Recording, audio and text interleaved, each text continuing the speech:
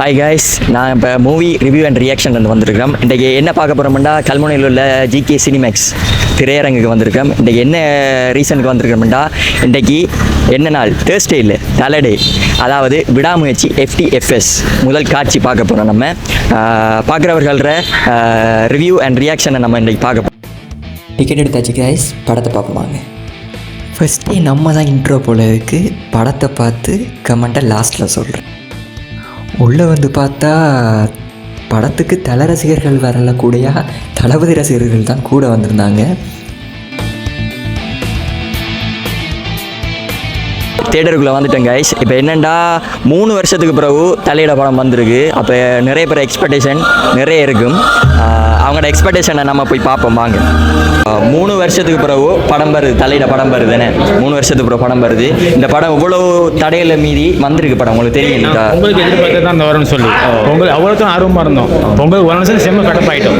இப்போ வந்த பேர் ரொம்ப சந்தோஷமா இருக்கு. FTS பார்க்கறது வெறி. எனக்கு FTS பார்க்குற அவருக்கு அவ்வளோ வெறியா. ஏன்னா தலைஃபேன் டைப் தான் இருக்கணும். 4 மணிக்கு ஷோ போடுவீங்க பார்த்துட்டு இருந்தேன். அப்படி 4 மணிக்கும் போடுவீங்க பார்த்துருந்தேன். இவரை கூட கேட்டேன் 4 மணிக்கு போடுவாங்கன்னு பார்த்து எதிர்பார்த்துட்டு இருந்தான். கடைசியாக 10:30 தானே படம் போட்டுருந்தாங்களாம். எங்கேருந்து நான் வரீங்க? நான் இங்கே கல்முனை தான். கல்முனை தான் நம்ம தானே.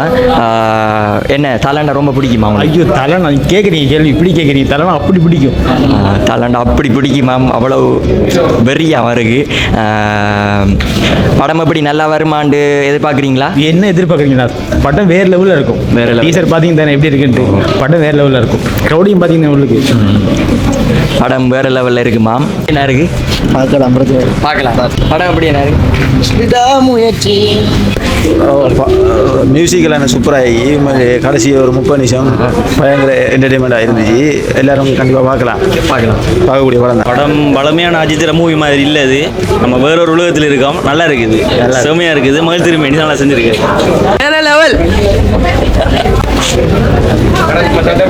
எப்படி இருக்கு படம்? நல்லா இருக்கு நண்பா. இந்த நம்மளோட ஃபெமிலியாக்கள் தான் வந்து பார்க்கணும். கொண்டாடும் வெற்றி படம் வெடிலாம். நல்ல ஸ்டோரி இருக்கு, நல்ல லவ் ஸ்டோரி இருக்கு, ட்விஸ்ட் இருக்கு, நல்ல த்ரில்லிங்கும் இருக்கு. ஆக்ஷன் கிங்லாம் வேற லெவல். ஸ்க்ரீன் பிளே கொஞ்சம் ஸ்லோவாக இருக்கு, அது மட்டும்தான். மற்றபடி நல்லா இருக்கு படம். நல்லா பார்க்கலாம். என்னண்டா இங்கிலீஷ் படம் பிரேக் டவுன் அந்த படம் மாதிரி இருக்காமட்டு ஓரளவு அப்படி சொல்லலாம். பட் லாங்குவேஜ் கொஞ்சம் பிரச்சனை. அது கொஞ்சம் ஃபுல்லாக தமிழ்லேயே விடாமச்சு. உங்களுக்கு பிடிச்சிருக்கு தானே? ரொம்ப பிடிச்சிருக்கு.